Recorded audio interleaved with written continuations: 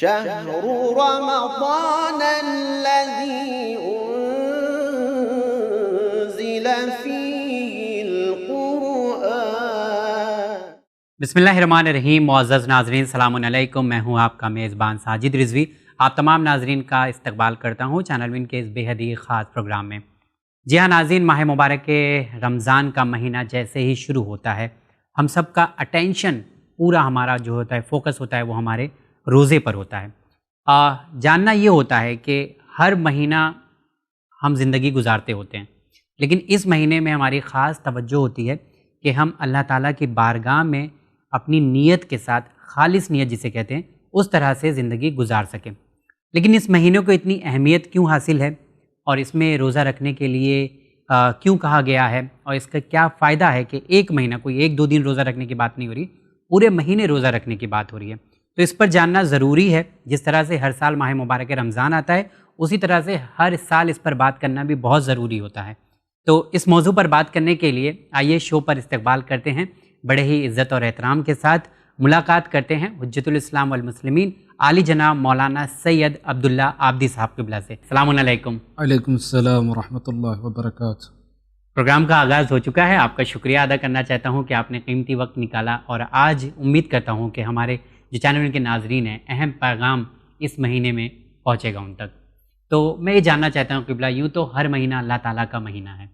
کوئی ایسا مہینہ نہیں ہے جسے ہم نہ کہیں کہ اللہ نے نہیں بنایا ہے۔ سال کا 12 مہینے سب کے سب اللہ کے مہینے، لیکن اس مہینے کو اللہ کا مہینہ کیوں کہا جاتا ہے کہ خاص کر ماہ مبارک رمضان شہر الرمضان کہا جاتا ہے، اور اللہ کا مہینہ کیوں کہا جاتا ہے؟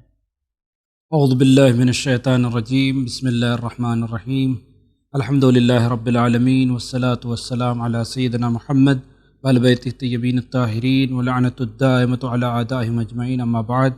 سب سے پہلے میں آپ کی خدمت میں اور اپنے ناظرین کی خدمت میں جو ہے سلام عرض کرتا ہوں، اور جیسا کہ آپ نے جو سوال کیا ہے بہت ہی اہم اور ضروری سوال ہے کہ یوں تو تمام مہینے جو ہے خدا کے مہینے ہیں، لیکن پھر بھی ماہ مبارک رمضان کو یہ خاص فضیلت حاصل ہے، یوں کہا جائے کہ خاص اہمیت حاصل ہے کہ اسے شہر اللہ یعنی ماہ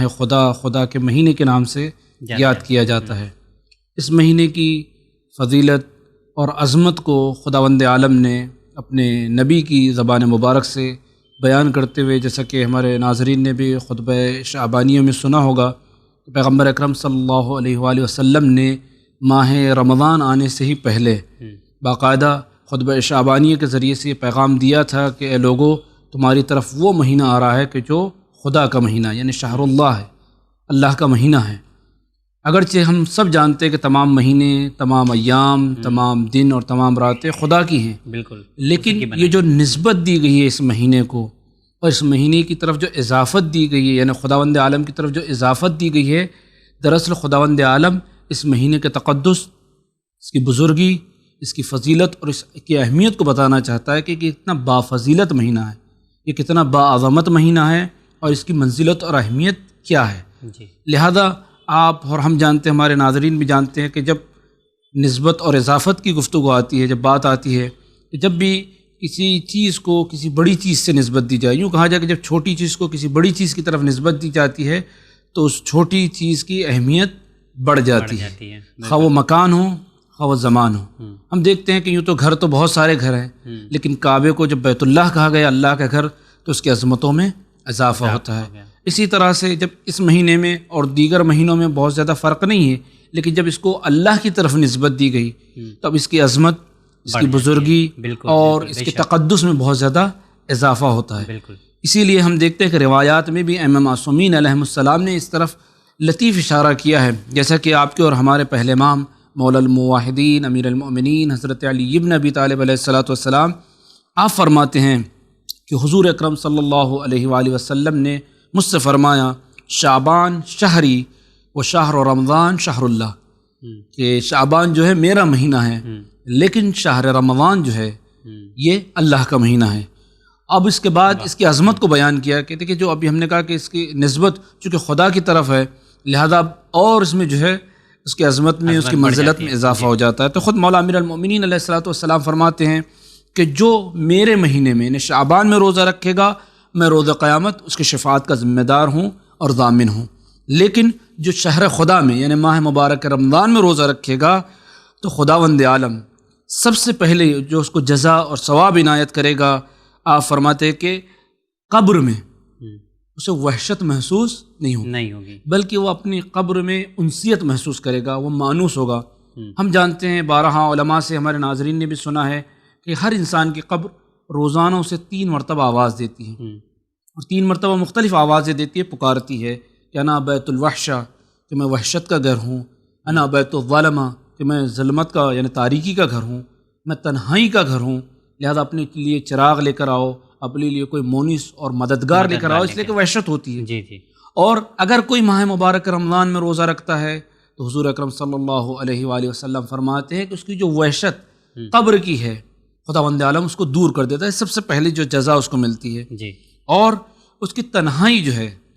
دور ہو جاتی ہے۔ اس لیے کہ بعض روایات میں ملتا ہے کہ اعمال ہمارے جو ہے مجسم ہو کر قبر میں آتے ہیں، جی، جیسے کہ نماز، روزہ، خود ولایت امیر المؤمنین علیہ الصلوۃ والسلام کے بارے میں روایات میں جیسے کہ جناب شیخ صدوق علیہ الرحمٰن نے اپنی کتاب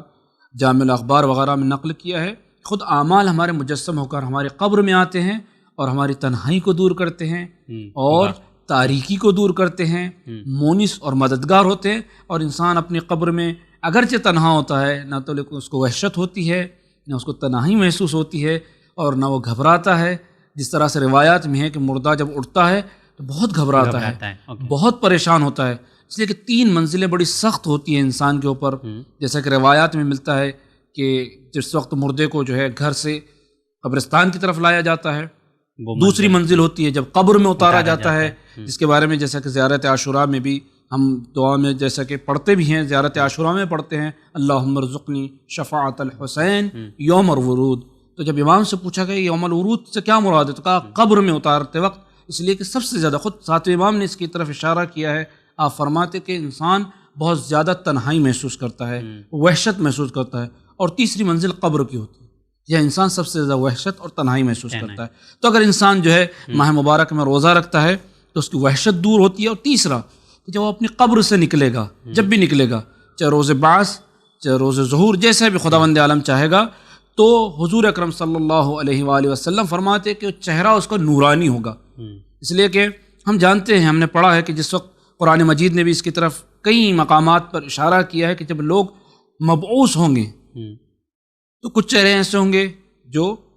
چمکتے ہوئے ہوں گے، جی بالکل بالکل، کچھ چہرے ایسے ہوں گے کہ جن کی جو ہے پھٹکار برس رہی ہوگی، سیاہ چہرے ہوں گے۔ تو خداوند عالم نے روزے داروں کے لیے وعدہ کیا کہ جو ماہ مبارک رمضان میں روزہ رکھتا ہے وہ چمکتے چہروں کے ساتھ، نورانی چہروں کے ساتھ انشاءاللہ محشور ہوں گے۔ اور یہی نہیں بلکہ خداوند عالم اس کے دائیں ہاتھ میں اس کے نامہ اعمال کو دے گا، تو یہ خداوند عالم اس کو عظمت اور بزرگی عطا کرے گا، یہ ماہ مبارک رمضان میں اگر روزے رکھتا ہے۔ اس لیے شہر خدا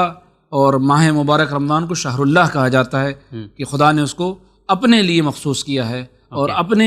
طرف سے اس کو جو ہے عظمت یہاں پہ بخشی ہے۔ ایسا تو نہیں ہے، معافی چاہتا ہوں یہ سوال کرتے ہوئے، آپ نے کہا کہ رسول اکرم حضرت محمد مصطفیٰ صلی اللہ علیہ وسلم نے ارشاد فرمایا کہ ماہ شعبان ہمارا مہینہ ہے اور ماہ رمضان المبارک اللہ کا مہینہ ہے، تو کہیں ایسا تو نہیں لگ رہا ہے کہ 2 اوپینین آ رہے ہیں کہ یہ مہینہ میرا ہے اور وہ مہینہ اللہ کا ہے؟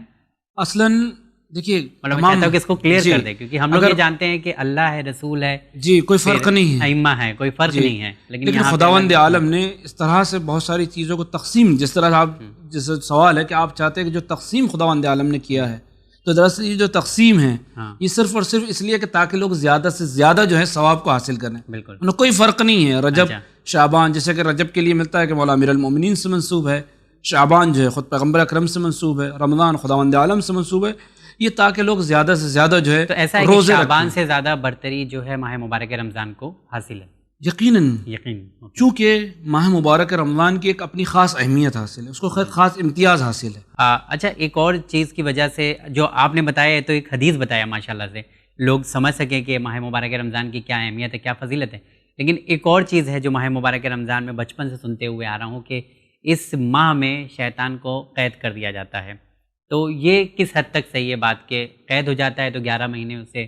آزاد چھوڑا جاتا ہے، صرف ایک ہی مہینے میں اللہ چاہ رہا ہے کہ اس مہینے میں بندے گناہ نہ کریں اور اس کو قید کر دو اور باقی 11 مہینے چھوڑ دیتا ہے اللہ؟ ایسا اگر ہم دیکھیں تو جیسا کہ ہم احادیث میں بھی روایات میں بھی دیکھتے ہیں، اور خود حضور اکرم صلی اللہ علیہ وآلہ وسلم جو خطبہ شعبانیہ بیان فرمایا ہے اس میں اس کی طرف جو ہے جیسا کہ آپ نے کہا اس کی طرف اشارہ فرماتے ہوئے آپ فرماتے ہیں وَالشَّيَاطِينَ مَغْلُولَةً، جو شیاطین ہیں اس ماہ مبارک رمضان میں کیا ہوتے ہیں؟ قید کر دیے جاتے ہیں۔ اچھا، یہ حدیث میں مغلولہ فقط خطبے میں بھی احادیث میں حتیٰ کہ اہل سنت کے یہاں برادران اہل سنت کے یہاں بھی اس طرح سے حدیث سے موجود ہے کہ شیطان کو قید کر دیا جاتا ہے، اس کو یوں کہا جاتا ہے کہ پابند سلاسل کر دیا جاتا ہے۔ لہذا آپ کیا فرماتے فَاسْأَلُوا رَبَّكُمْ أَلَّا يُسَلِّطُهَا عَلَيْكُمْ، کہ اپنے رب سے لہذا اس مہینے میں دعا کرو کہ دوبارہ اس پر تمہیں خداوند عالم جو ہے مسلط نہ کرے، اس لیے کہ انسان خود اپنے مکافات عمل کے ذریعے ایسا سے تو ہے نہیں کہ اگر شیطان قید ہو گیا ہے تو لوگ گناہ نہیں کر رہے ہیں، اس کے باوجود بھی ہمیں وہ پھرتی تو نہیں آتی ہے؟ اگر ہم یہ کہیں کہ ماہ مبارک رمضان میں شیطان کے قید ہونے کے باوجود بھی اگر لوگ کثرت سے گناہ کر رہے ہیں تو اس کا سب سے بڑا سبب ہم دیکھتے ہیں کہ ہمارے دو طرح کے دشمن ہیں جس کو قرآن مجید نے بیان کیا ہے، ایک کھلا ہوا دشمن یعنی ظاہری دشمن، ایک باطنی دشمن۔ کھلا ہوا دشمن شیطان ہے جس کو عدو مبین کے نام سے یاد کیا جائے، واضح کھلا ہوا ہے، اور ایک اور دشمن ہمارا ہے جو ہمارے اندر اپنے اندر موجود ہے، وہ ہمارا اپنا نفس ہے کہ جس کو نفس امارہ کہتے ہیں، اور یہ دونوں انسان کو بہکاتے ہیں۔ شیطان بھی بہکاتا ہے، جیسا کہ ہمارے ہاں عام طور پہ یہ سورہ پڑھتے ہیں اور اس سورہ میں کہ یوسوس فی صدور الناس من الجنۃ والناس، کہ شیطان بہکاتا ہے تمام لوگوں کو، شیطان بھی بہکاتا ہے۔ اور ایک دوسری چیز جو انسان کو بہکاتی ہے وہ خود اپنا نفس ہے، خصوصاً نفس امارہ، جس کے بارے میں سورہ یوسف کی ابتدائی آیت میں جو خود جناب یوسف علیہ السلام نے کہا وَمَا أُبَرِّئُ نَفْسِي إِنَّ النَّفْسَ لَأَمَّارَةٌ بِالسُّوءِ إِلَّا مَا رَحِمَ رَبِّي، کہ میرا جو نفس امارہ ہے میں اس کو بری نہیں پاتا کہ یہ گناہ کی طرف راغب ہو، اللہ یہ کہ میرا پروردگار مجھ پر رحم کرے۔ اس کا مطلب یہ ہے کہ ہمارے دو طرح سے دشمن ہیں، ایک ہمارا اپنا نفس امارہ، دوسرے شیطان۔ تو یہ جو آپ کہہ رہے ہیں کہ شیطان قید ہونے کے باوجود بھی کثرت سے گناہ کیوں کرتے ہیں، اس کا مطلب یہ کہ خداوند عالم نے شیطان کو تو قید کر دیا ہے لیکن ہمیں ذمہ داری دی ہے کہ ہم اپنے نفس کو قید کریں۔ لیکن چلیے ایک چیز تو سمجھ میں آیا کہ چلیے ماہ مبارک رمضان میں شیطان قید ہو گیا ہے، شیطان قید ہو گیا ہے تبھی بھی روزہ رکھنے کی ضرورت نہیں تھی، سب آرام سے، جب قید ہو گیا تو کوئی بہکانے والا ہی نہیں تھا، نفس امارہ پہ ہو سکتا ہے کوئی لوگ کنٹرول کر لیں، کوئی لوگ نہیں کر پائیں، لیکن یہاں پہ قید کرنے کے بعد اب کہہ رہا ہے اللہ تعالیٰ کہ آپ ماہ مبارک رمضان میں اس کے لیے روزہ رکھیں، یہ تھوڑا سا سمجھائیے۔ کیونکہ یہی روزہ، اگر ہم فلسفہ روزہ کو دیکھیں، فلسفہ روزہ کے جو علل اور اسباب روزہ رکھنے کے صرف ایک نہیں ہے کہ خداوند عالم مثلا یہ چاہتا ہے کہ ہم رمضان میں روزہ رکھیں اور اس کے مثلا اس ماہ مبارک کی فضیلت کو حاصل کریں، نہیں، بلکہ اس میں بہت سارے اسباب ہیں جس کو احادیث میں اور روایات میں باقاعدہ بیان کیا ہے۔ خود اس نفس امارہ کو قید کرنے کے لیے ماہ مبارک رمضان ایک بہترین موقع ہے، انسان کے لیے بہترین جو ہے یوں کہا جائے کہ مقام ہے، اچھا، جس کی طرف قرآن مجید نے خود اشارہ کیا لعلکم تتقون، سورہ بقرہ کی جو آیت ہے جس میں روزے کا جو ہے خداوند عالم نے فلسفہ بھی اور اس کے وجوب کو بھی بیان کیا ہے۔ یا ایھا الذین آمنوا کتب علیکم الصیام کما کتب علی الذین من قبلکم لعلکم تتقون، یعنی اس کا مطلب یہ کہ تقوی کیا ہے؟ تزکیہ نفس، اصلاح نفس، کردار سازی، خود اپنے نفس امارہ کو مارنا۔ تو اس کا مطلب یہ ہے کہ ہم اس روزے کے ذریعے سے اپنے نفس امارہ کو، کہ جس کو ہم اسی لیے روزے ہم نے کہا نا کہ خداوند عالم شیطان کو قید کرتا ہے، ہماری ذمہ داری کہ ہم روزے کے ذریعے سے اپنے نفس امارہ کو جو ہے قید کر لیں، پابند سلاسل کر لیں اور کردار سازی کریں۔ یعنی روزے کا جو اگر ہم فلسفہ دیکھتے ہیں تو اس میں بہت سارے مفاہیم پوشیدہ ہیں، کہ نہ صرف یہ کہ انسان روزہ رکھے بھوکا پیاسا رہے، یہ کہ انسان جو ہے خداوند عالم نے جس مہینے کو اس کو فضیلت دی لہذا اس فضیلت ایسے نہیں، بلکہ تعمیر کردار سازی، یوں کہا جائے کہ انسان سازی کا اگر کوئی بہترین موقع ہے تو یہ ماہ مبارک رمضان ہے، کہ جس کے لیے خداوند عالم نے اس کے خاص فضیلت ہم اپنے ناظرین کو بیان کرتے چلے کہ جتنے بھی ہمارے اعمال ہیں بالخصوص فروع دین میں ہم جو اعمال انجام دیتے ہیں، نماز، روزہ، حج، زکوٰۃ، سب کچھ، یہ سب میں کہیں آپ کو نہیں ملے گا خدا نے کہا یہ میرے لیے ہے، لیکن روزہ تنہا ایک ایسی عبادت ہے جس کے لیے خداوند عالم نے کہا الصوم لی، کہ روزہ میرے لیے، وہ انا اجزی بھی، اور اس کی جزا بھی میں دوں گا۔ اس کا مطلب یہ ہے کہ آپ اس کی استثنائی امتیازی خصوصیت سمجھے روزے کی، کہ ایک ایسا عمل ہے جو صرف خدا کے لیے کیا جاتا ہے۔ پر یہ عمل میں تھوڑا سا یہ چیز سامنے، جیسے آپ نے بتایا کہ روزہ میرے لیے اور اس کی جزا بھی میں ہی دوں گا، تو آپ کو نماز کی جزا مل جاتی ہے، حج کی جزا مل جاتی ہے، خمس نکالنے کا فائدہ مل جاتا ہے، لیکن روزے کی جزا کو چھپایا کیوں ہے اللہ تعالیٰ نے؟ اس کے پیچھے کوئی ریزن ہوگا، ورنہ ہر عبادت ہم لالچ کے تحت کرتے ہیں کہ بھائی نماز پڑھیں گے تو ہمیں یہ فائدہ ہوگا، روزہ زکوٰۃ نکالیں گے تو یہ فائدہ ہوگا، نیکی کریں گے تو یہ فائدہ ہوگا. پر روزہ جو اتنا بڑا عمل ہے 30 دن رکھنے کے لیے بول رہا ہے، اور اس کی جزا بھی نہیں بتایا کہ بھائی آپ روزہ رکھو گے تو آپ کو یہ فائدہ ہوگا. ایسا مطلب نہیں 1 گنا 10 گنا 7 گنا جو بڑھ جاتے ہیں جی. نیکی کرنے پہ. ماہ مبارک رمضان میں ایک روزے کے بھی ثواب نہیں بتایا گیا کہ آپ یہ روزہ رکھیں گے تو آپ کو یہ ثواب ملنے والا ہے. ایسا نہیں کہ ثواب بیان نہیں کیا ہے. جیسے کہ ابتدائی حدیث میں ہم نے ایک پیغمبر اکرم صلی اللہ علیہ وآلہ وسلم سے جو ظاہری ثواب ہے اس کو باقاعدہ بیان کیا ہے کہ اس کی قبر کی تنہائی دور ہوگی، اس کے چہرہ نورانی ہوگا، روز قیامت جو ہے وہ جب محشور ہوگا تو تنہا نہیں ہوگا. یہ تمام باتیں بیان کی. لیکن خداوند عالم نے اس روزے کو، جس عمل کو، گویا اس عبادت کو اپنے سے اس لیے مخصوص کیا ہے کہ ہم یہ دیکھتے ہیں کہ یہ خاص عمل ہے جس کو خداوند عالم نے نیتوں کے ذریعے سے، چونکہ عام طور پہ ہم دیکھتے ہیں کہ دوسرے اعمال میں ممکن ہے کہ انسان دوسروں کے لیے دکھا سکتا ہے، نماز پڑھیں آپ، ممکن ہے کہ دوسروں کو دکھا سکتے ہیں، لیکن روزہ ایک ایسا عمل ہے کہ جس میں دکھاوا نہیں ہو سکتا. دکھاوا نہیں ہو سکتا. اگر انسان روزے سے ہے، واقعاً اور خالص روزے سے ہے، اس میں دکھاوا نہیں ہوتا، اس لیے کہ انسان اور خدا کے درمیان میں ہوتا ہے. لیکن ہمارے خیال سے سب سے زیادہ روزہ ہی دکھ کے آتا ہے سماج ہاں میں. یہ الگ بات ہے، خداوند عالم اس کو ظاہر کر دے یا یہ، لیکن اس میں چونکہ نیت آپ کے اور خدا کے درمیان میں ہوتی ہے. نہیں، ایسے ہم خود بھی ظاہر کر دیتے ہیں کہ ماہ مبارک رمضان میں ہم روزہ ہیں تو جی یہ تو ہماری خداوند عالم نے اس مہینے کی چونکہ اس طرح سے جو سسٹم رکھا ہے، یوں کہا جائے کہ نظام رکھا ہے کہ جس میں خود خداوند عالم چاہتا ہے کہ عمل لوگوں پر آشکار ہو جائے. لیکن ہمارے لیے تاکید کی کہ ضروری نہیں کہ ہم اس میں جو ریا کریں، چونکہ یہ عمل ایسا ہے جو صرف اور صرف خدا کے لیے کیا جائے، اس لیے خداوند عالم نے اس عمل کو اپنے سے مخصوص کیا ہے. لہذا اب یہاں جو ہے بالکل نیت انسان کی اس عمل میں خالصتاً للہ ہونا چاہیے. یہ خداوند عالم اس عمل کو پسند کرتا ہے، اس لیے کہ پھر دوسرا جو ہے دوسرے اعمال میں پاسبل ہے کہ انسان ظاہر کر دے، لیکن اس میں بہت کم چانس ہوتے ہیں کہ انسان جو ہے دوسروں پر ظاہر کرے روزے کی جو ہے، ورنہ دوسرے اعمال، حج ہے، یہ تو بہت سارے اعمال ہیں. مطلب ایسا ہے کہ نماز دکھ جاتی ہے، حج دکھ جاتا ہے، ورنہ عام طور پر آدمی روزہ رہتا ہے. وہ ایک الگ بات ہے کہ ماہ مبارک رمضان چونکہ اس کا موسم ہے، یوں کہا جائے کہ اس کا مہینہ ہے، لہذا لوگوں پر آشکار ہو جاتا ہے. ورنہ عام طور پر انسان روزہ رکھے اور کسی سے بیان نہ کرے تو کسی کو پتہ بھی نہیں چلے گا. بہت سارے لوگ نہیں رہتے اور لوگ سمجھتے ہیں کہ روزہ وہ روزے سے ہیں مثلا. ٹھیک ہے، کیونکہ کیسا ماحول ہوتا ہے. اچھا، اتنا بڑا کانسیپٹ ہے، اتنا بہترین میں کہہ سکتا ہوں کہ جتنے بھی مسلمان ہیں، نماز کے بعد ایک ایسا عمل ہے روزہ جسے سب رکھتے ہیں اور سب پر واجب ہے، تمام مسلمانوں پر. اتنا بڑا کانسیپٹ ہے، اس کو کس لحاظ سے انسانیت کے پہلو سے اگر دیکھا جائے تو اس میں انسانیت کو کس طرح کا بڑھاوا مل سکتا ہے؟ یقیناً جہاں روزہ ایک عبادت ہے،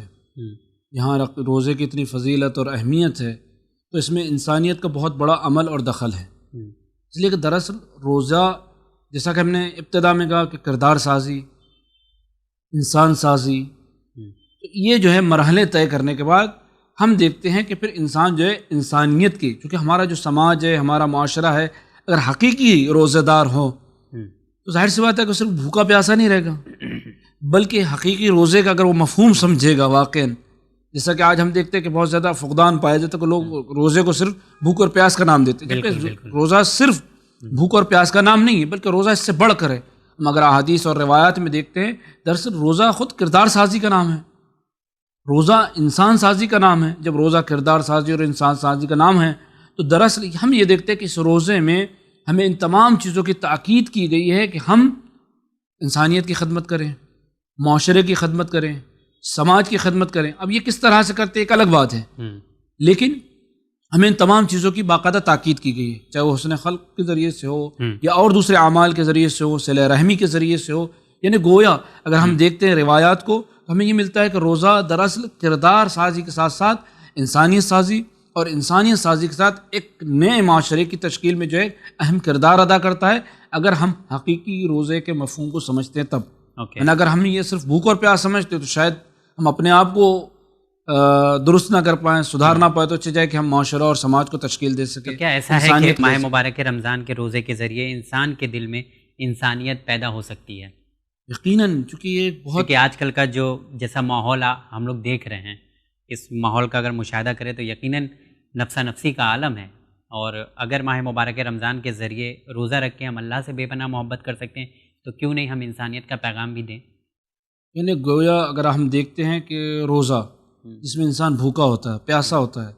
اور جب انسان شدید پیاسا اور بھوکا ہوتا ہے تو پھر اسے احساس ہوتا ہے. دراصل خود روزے میں نے کہا کہ جو اس سے پہلے کہا کہ بہت ساری علتیں بیان کی گئی ہیں روزے کے فلسفے کی. اس میں ایک علت یہ بھی ہے کہ اس میں امیر اور غریب کا فرق ختم ہو جاتا ہے. بالکل بالکل. اس میں مالدار دولت مند اور عام طبقے کا یوں کہا جائے کہ جو ہائی کلاس ہے جو لو کلاس ہے اس کا فرق ختم ہو جاتا ہے. انسان ایک صف میں ہوتے ہیں اور انسان یہ محسوس کرتا ہے کہ جب میں اتنا بھوکا ہوں، جب میں اتنا پیاسا ہوں، تو جو غریب انسان ہے جو روزانہ بھوکا ہوتا ہے، جو شب و روز جو بھوکا ہوتا ہے، انسانیت کا تو اسے یہ احساس ہوتا ہے. بالکل. تو دراصل یہ ماہ مبارک رمضان انسان کو احساس دلاتا ہے کہ اگر میں 1 مہینہ بھوکا پیاسا رہتا ہوں تو کیا کیفیت ہوتی ہے. وہ لوگ کہ جو 11 مہینے بلکہ یوں کہا جائے کہ 12 مہینے شب و روز بھوکے پیاسے ہوتے ہیں تو ان کی کیا حالت ہوتی ہے. یعنی جو غریب ہیں، جو مفلس ہیں، تو یہ ایک احساس دلاتا ہے. دراصل ہم دیکھتے ہیں کہ کہیں نہ کہیں روزہ جو ہے ہمیں انسان سازی کی طرح ساتھ ساتھ ایک سماج اور معاشرے کی یوں کہا جائے کہ جیسے ہم نے ابتدا میں کہا کہ تشکیل نو کی طرف لے جاتا ہے. یعنی ہم اپنے معاشرے کو بھی اور اپنے سماج کو بھی اس کے ذریعے سے جو ہے پیغام یہ دے سکتے ہیں کہ روزہ صرف ہم اپنے لیے نہ رکھے بلکہ سماج اور معاشرے کے لیے بھی رکھیں. ہاں، یہ جیسا آپ نے کہا کہ سماج اور معاشرے کے لیے بھی رکھیں، لیکن ہم ہمیشہ یہی 2 ہی پوائنٹ سنتے ہوئے آئے ہیں کہ روزہ رکھنے سے یہ 2 فائدہ بہت بڑا ہوتا ہے کہ آپ بھوکے کی بھوک کو سمجھ سکتے ہیں، پیاسے کی پیاس کو سمجھ سکتے ہیں. ان کے علاوہ اور کوئی پوائنٹ جو ہے ہمیں سنائی نہیں دیتا ہے یا ہم سنتے نہیں ہیں. ان کے علاوہ کچھ اور آپ بتانا چاہیں گے؟ کیونکہ جیسے ماہ مبارک رمضان میں ہم تمام لوگ بہترین عمل کرنا چاہتے ہیں، تو سب سے بہترین عمل بھی ساتھ ہی ساتھ آپ بتا دیں کہ کیا ہو سکتا ہے. چونکہ ہم اپنے الفاظ میں کہیں تو بہتر ہے کہ اس سے ہم ائمہ معصومین علیہم السلام کی جو زبانی مبارک سے جو بابرکت اور مقدس کلمات جو ہے صادر ہوئے ان کو بیان کریں لوگوں تک. اگر ہم دیکھتے ہیں کہ حضور اکرم صلی اللہ علیہ وآلہ وسلم نے خود اس خطبہ شعبانیہ کے آخر میں جب مولا امیر المومنین نے پوچھا کہ کون سا عمل جو ہے سب سے افضل ہے اس مہینے میں، ماہ مبارک رمضان، یہ تو سارے عمل ماشاءاللہ جی الحمدللہ، تو پیغمبر اکرم صلی اللہ علیہ وآلہ وسلم آپ فرماتے ہیں الورع عن محارم اللہ عز وجل، کہ اس مہینے میں سب سے افضل جو عمل ہے خداوند عالم نے جن چیزوں کو حرام قرار دیا ہے ان چیزوں سے انسان جو ہے ورع تقوی یوں کہا جائے کہ انسان بچے، یہ سب سے افضل ہے. اب اس میں تمام چیزیں شامل ہو جاتی ہیں، چاہے وہ انفرادی ہوں، اجتماعی ہوں، چاہے خدا سے تعلق رکھتی ہوں، چاہے بندگان خدا سے تعلق رکھتی ہوں. ہر وہ چیز کہ جس کو خدا نے حرام قرار دیا ہے انسان اس سے پرہیز کرے، چاہے وہ خدا نے جس کو اپنے لیے مثلا حرام قرار دیا ہے یا دوسروں کے لیے جو حرام قرار دیا ہے، جیسے کہ مثلا غیبت، جھوٹ بولنا، ایک دوسرے کو مثلا ستانا، پریشان کا تمام کے تمام ان تمام چیزوں سے پرہیز کرنا، جس کو ہم محرمات کہتے ہیں، گناہان کبیرہ کہتے ہیں، ان تمام چیزوں سے پرہیز کرنا، ورع اور تقوی. دراصل سب سے افضل عمل یہی ہے، چونکہ قرآن کا بھی میسج یہی ہے اور خود پیغمبر اکرم صلی اللہ علیہ وآلہ وسلم بھی یہی میسج دے رہے ہیں. ان ہو جو قرآن کی آیت کر رہی ہے لعلکم تتقون، یہی پیغام پیغمبر اکرم صلی اللہ علیہ وآلہ وسلم بھی دے رہے ہیں. اور ورنہ اس کے علاوہ بہت ساری چیزیں آپ نے جو بیان کی ہیں، صرف ایسا نہیں کہ 2 ہی 3 چیزیں نہیں، بلکہ بہت ساری چیزیں آپ کہتے ہیں، بہت سارے اعمال ہیں کہ اگر ان کو انجام دیا محبوب مبارک رمضان میں، جیسے کہ مثلا آپ نے خود مولا امیر المومنین سے فرمایا کہ غریبوں اور فقیروں کو صدقہ دیا جائے. یعنی یہ بھی ایک بہت بڑا عمل ہے، جو مسکین ہے، غریب ہیں. اور ساتھ ہی میں ایک جو آپ فرماتے ہیں کہ جو بزرگ ہیں ان کی توقیر اور ان کا احترام کیا جائے، جو چھوٹے ہیں، بچے ہیں، جیسا کہ فرمایا وارحموا صغارکم، ان پر رحم کیا جائے، چھوٹوں پر. اور اپنے رشتہ داروں سے صلہ رحم کیا جائے، یعنی روزے میں ماہ مبارک رمضان میں. اسی طرح سے اپنی زبانوں کو ان تمام چیزوں سے محفوظ رکھا جائے کہ جس کو خداوند عالم نے منع کیا ہے. اپنی آنکھوں کو ان تمام چیزوں سے روکا جائے یا بچا جائے کہ جن کو خداوند عالم نے حرام قرار دیا ہے. اب اس میں بہت ساری چیزیں آ جاتی ہیں، انسان کے جو ہے نظروں سے جو گناہ انسان کے ہوتے ہیں. اسی طرح سے اپنے کانوں سے ان تمام چیزوں کو کہ جس کو خداوند عالم نے حرام قرار دیا ہے اس کو سننے سے انسان باز آئے. بس میں ایک چھوٹا سا میسج اپنے ناظرین کو یہ دینا چاہتا ہوں، صرف ایسا نہیں کہ گانا سننا. ممکن ہے ہمارے ذہن میں ایک سوال آ کہ صرف گانا سننے سے نہیں، حتیٰ کہ جو حلال چیزیں ہم سنتے ہیں جس میں حرام کی آمیزش ہوتی ہے، جیسے کہ عام طور پر آج ہم دیکھ رہے ہیں کہ پڑھا تو نہوا جا رہا ہے، پڑھی تو منقبت جا رہی ہے، لیکن اس میں مثلا جو حرام میوزک ہے اس کا اس طرح سے استعمال ہو رہا ہے. میں حلال میوزک کی بات نہیں کروں، جو حرام میوزک کا استعمال کیا جا رہا ہے، جو مخصوص ہے لہو و لعب اور یوں کہا جائے کہ ان کی محفلوں سے تو اس کو اس طرح سے آمیزش کیا جا رہا ہے کہ اب ہم نوحہ بھی سن رہے ہیں، ہاں تو ہم کو لگ رہا ہے کہ منقبت بھی سن رہے ہیں، جی بالکل بالکل، اس سے بھی کیونکہ وہ بھی ظاہر سی بات ہے کہ اس کے زمرے میں آ جاتی ہے، لہٰذا اس سے بھی ہمیں پرہیز کرنا ضروری ہو جاتا ہے۔ ماہ مبارک رمضان میں یوں تو عام طور پہ عام حالت میں بھی، لیکن خاص ماہ مبارک رمضان میں تاکید کی گئی ان تمام چیزوں سے بھی ہم پرہیز کریں، اور اسی طرح سے سب سے زیادہ جو تاکید کی گئی ہے ماہ مبارک میں، یتیموں پر رحم کیا جائے، یتیموں کے ساتھ لطف کیا جائے، ان کے ساتھ جو ہے اچھائی کی۔ یوں تو عام طور پر جب بھی انسان کو موقع ملے اس کی تاکید ہے، لیکن بالخصوص ماہ مبارک رمضان میں زیادہ تاکید کی گئی ہے، اور ہم اس کو مولا امیر المؤمنین علیہ الصلوۃ والسلام کی سیرت میں دیکھتے ہیں کہ آپ یتیموں کا خاص خیال رکھتے تھے، اور حتیٰ کہ ماہ رمضان میں عید کے بارے میں ملتا ہے کہ مولا امیر المؤمنین علیہ الصلوۃ والسلام سب سے پہلے یتیم بچوں کے لیے کپڑے خریدتے تھے، پھر اس کے بعد اپنے بچوں کے لیے کپڑا خریدتے تھے۔ بالکل یہ بالکل، کتنا نظام ہے امیر المؤمنین علیہ الصلوۃ والسلام۔ دیکھیں خاص ماہ مبارک رمضان میں آپ کا خاص، اور آپ نے وصیت بھی یہ کی، جب ہم جو وصیت امیر المؤمنین علیہ الصلوۃ والسلام ماہ مبارک رمضان میں جو اپنے بیٹوں سے آپ نے کی ہے، امام حسن اور امام حسین علیہ السلام سے، تو آپ نے خاص اس کی تاکید کی، اللہ اللہ فی الایتام، خدا را یتیموں کا خیال رکھیں، کہیں ایسا نہ ہو کہ تمہاری غیبت میں ان کا کوئی خیال نہ رکھ سکے۔ یعنی اس کا مطلب ہے کہ آپ نے خاص تاکید کی گئی، لیکن تو یہ وہ اعمال ہیں۔ الحمدللہ بہت اچھی باتیں آپ نے آج ہمارے ناظرین کو پہنچایا، لیکن افسوس کی بات یہ ہوتی ہے کہ ہمارے ہی گھر میں لوگ